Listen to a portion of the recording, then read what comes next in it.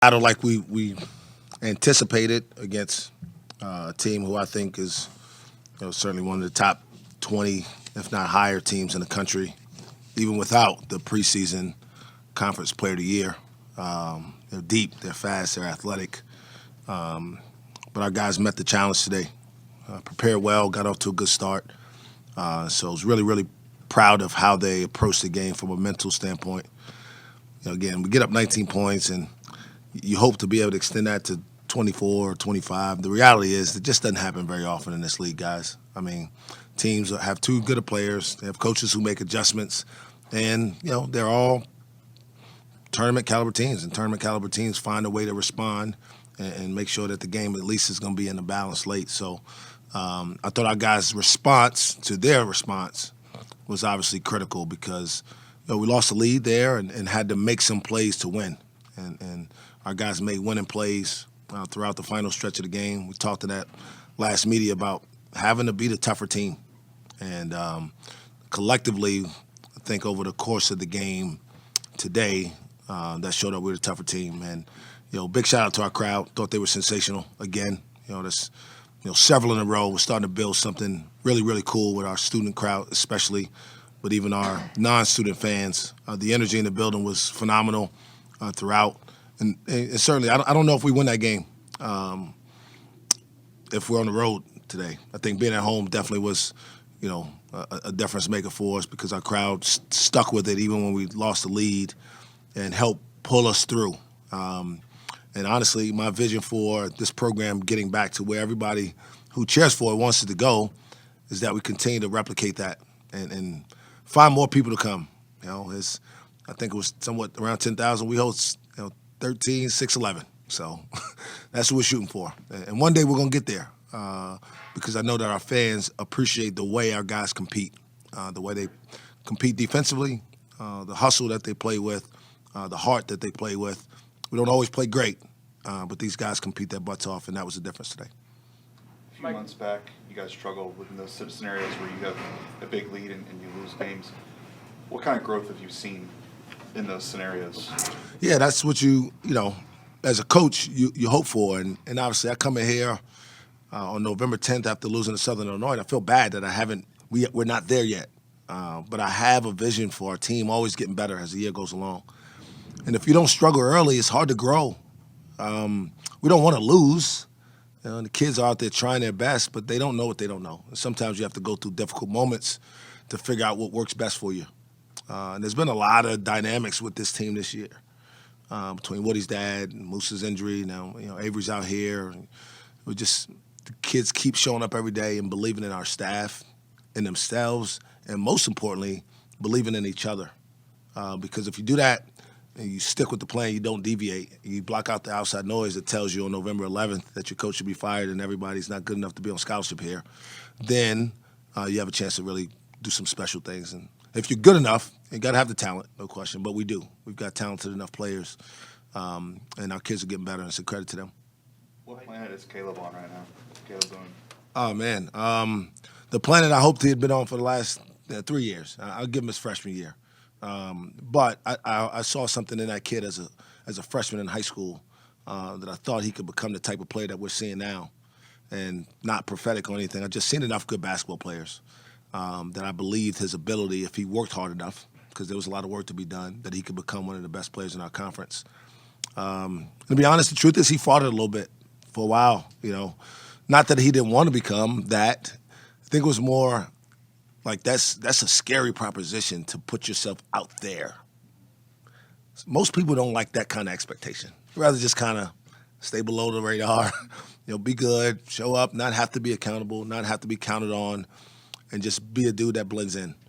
And I always knew he could be a guy, a guy who was one of the best players on one of the best teams in our league, and he's been showing that for the last, month or so now. Do you think Boone is shaping into a real offensive leader for the team? Yeah, I mean, if you've watched us play, we've always tried to play through him. He hasn't embraced it the way he's embracing it now. He's demanding the ball. He's telling our coaching staff and his teammates where he wants it, how he wants it, and then he's putting the defense in a tough spot. When you get to that level of belief, because what you have to do is you got to live with the result. It's not going to always work out. But you have to have the courage and confidence to put yourself out there and be okay with if it doesn't work out, and that's where he is right now. Was Avery in like a break glass in case of emergency kind of thing, or was he just trying to give him? The house would have had to been on fire, and I mean I don't know what the number of players you can go down to. I think maybe 2, but that would have probably been the only case he got in today if we were down to 1 player left. So what's kind of the update on him then? We'll just monitor him. He's got a little bit of a sprained wrist. He re-aggravated that. He had it earlier in conference play, and he fell again in our game Wednesday. On top of it, he just came down with a little bit of a cold here. And so, again, want to win them all, not the expense of these kids' health. And so when he's ready to come back out there confidently, comfortably, healthily, we'll do that. And in the meantime, we got to have what we had today. Other guys step up and be ready to help us. Going back to Caleb, he's always been good with his back to the basket. What has he been doing these last few weeks, like technically on the court standpoint, that he hasn't been doing in the past? Slowing down. He's very rarely sped up and playing at a pace that's uncomfortable for him. And then he's playing with better vision. He's seeing double teams. I mean, the lobby through the moose is something that they practice, but you still got to execute it against real defense. A lot of times in practice, he's doing it against Bernie Gardner and Carson Sager coming down to double team. Not the same as Damian Ball, Emmanuel Miller with their physical approach. So I think as a senior, you start to see the game a little bit different, and he's playing like a really confident player right now. With Woody and Q in foul trouble, you went big again for a little bit. How beneficial is that now that you can play 2 styles if you need to? Yeah, I talked about this. I think when Moose was out, the opportunity to figure some things out about our team that we didn't know. And we talked about it before. The plan was always to be able to use Woody as our 4, and then he was out for 3 weeks to start the season. So, having him back and then Moose getting hurt allowed us to discover that. But we've known that those guys, they were playing well together early in the year. So being able to do both can really give us, the ability to make teams figure out how they're going to guard us. And the more different ways you put on the other team to have to think, the less they can just play freely.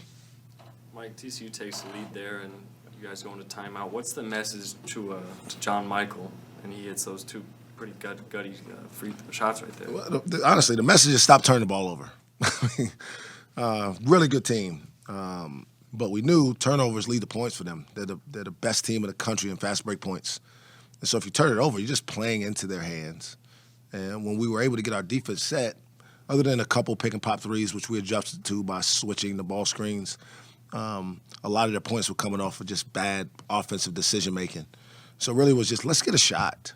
2 things can happen.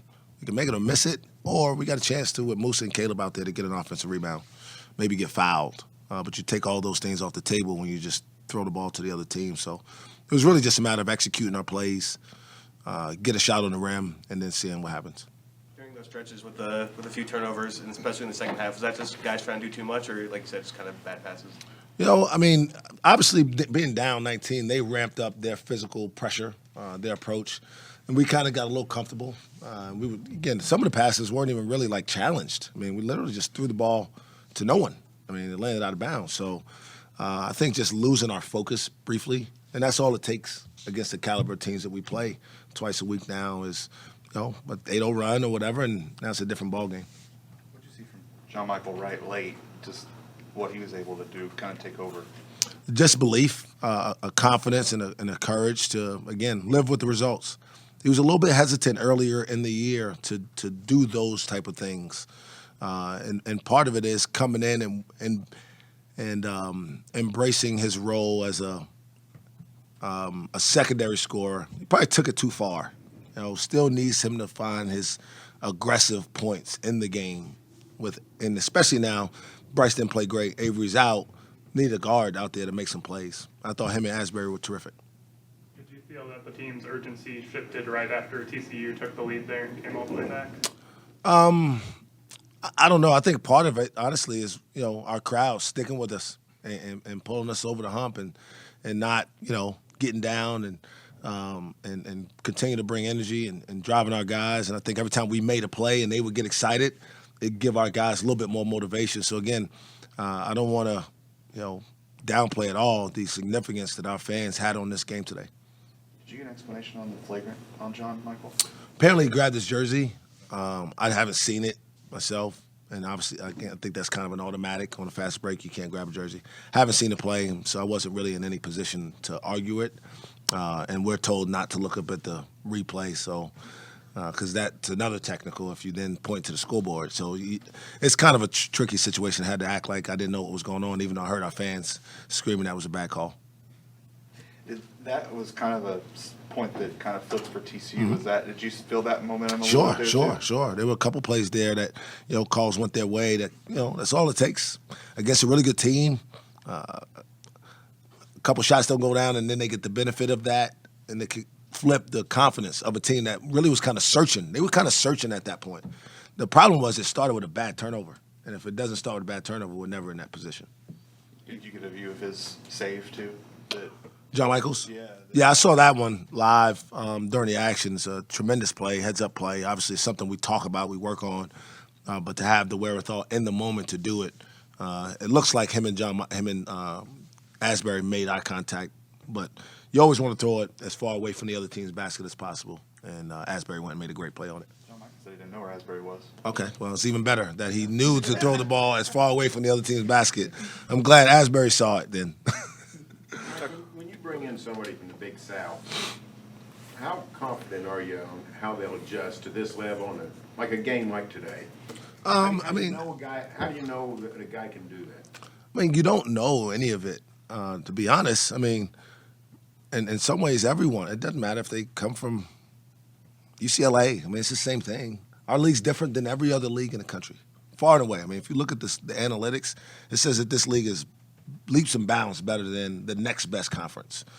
So the adjustment is going to be a big one no matter what. The thing I try to evaluate is, where's he been coached at before? Do I think that the things that he's been taught, I can help him become? What kind of skill does he really bring?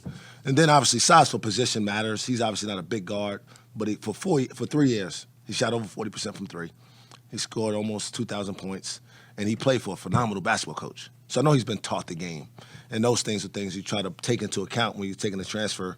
As you don't have as much time to find out all the intangibles, what kind of work ethic he has, what kind of teammate he is. You don't really know that till you get him here. And so, in many ways, with all recruits, there's a little element of luck involved. You talked a lot about supreme confidence this year. Caleb Asbury had like a cherry pick steal, instantly stepped back and hits three. For a guy who just made his first start, where does he find this level of confidence? That's a great question. I'll be honest. I'd love to hear what he would say because there's sometimes that I wonder what he's thinking out there. But he's never afraid. I think it comes. He's always had a chip on his shoulder. Usually guys who have to go the JUCO route have a different perspective on this stuff. And then he went and played at a lower level in college. Had success everywhere he's been. Played for really good coaches. And I think he feels prepared. I think he feels like he's as good as anybody. Helps having some experience doing this, but his skill is certainly something that we identified. We told him, and we constantly tell him the reason that we decided that he would be somebody that could fit with the team we were trying to build for this year. And he's gone out there and played in a way that has rewarded that. It's the third game in a row you guys have built an early lead. What's been the kind of difference, even going back to the Ole Miss game? I mean, you're only as good as your preparation. The kids have had great preparation. My staff, again, they do a phenomenal job. Terrence Rencher had to scout today. I mean, I don't think there was anything that the TCU team was going to do that our guys were going to be surprised by. And that's ultimately our job as coaches, is to give them as much information without bogging them down so that they can play freely.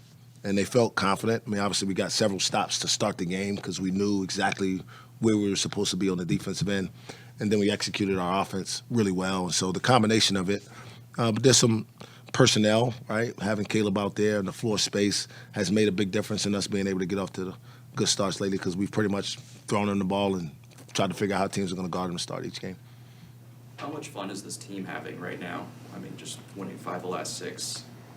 I guess you'd have to ask the kids that. I've really enjoyed coaching this group, and I told them it's the most fun I've had coaching a team as a head coach. my first year, I was just trying to figure out who the hell I was as a coach. You know, I didn't even give the kids a chance to get to know themselves. And then you go through and you have some struggles, and then even the year we had Kate, it was hard to really enjoy it because every day we were trying to figure out if we were going to play, if we were going to be able to practice. I mean, it was just so much psychologically going on that year. So this is kind of the first year you feel, and obviously we know last year it was just annoying, to be honest, going through the year. This year, guys know that there's real tangible goals out there for themselves, and I think they're embracing the opportunity to do it together. I think you mentioned it was either the midweek press conference or maybe after one of your games, how hard it is to string wins together in the league. You're the only team in the league right now with more than a one or one win in a row, one loss in a row. Does the 3 feel like 30 when you win that many games in a row? Well, we haven't seen 3 in this league yet, so I don't know. Well, I'll tell you if that happens Wednesday. What I try to focus on is the next game. We're not going to think about a 2 as we go into preparation on Monday. We're going to think about how do we give ourselves the best chance to beat Texas Tech. You know, I just watched that team down 23 with 2 starters, one that I recruited really hard and one that was the number 1 transfer recruit in the country, out down 23 and win a game in this league against a team who blew out Kansas today, right? So you never get comfortable. You always got to understand the next game is more difficult. No matter how hard this game was, the next game is more difficult to win. And so I always say it. The second hardest thing you can do in this league is look ahead. The worst thing you can do is look behind you. No matter how the game went, win or lose, you got to be in the moment and try to approach the next game with the same amount of focus, preparation, understanding of what it's going to take to win. And then you got to have some toughness and courage to make plays during the game. For more information, you can visit TulsaWorld.com.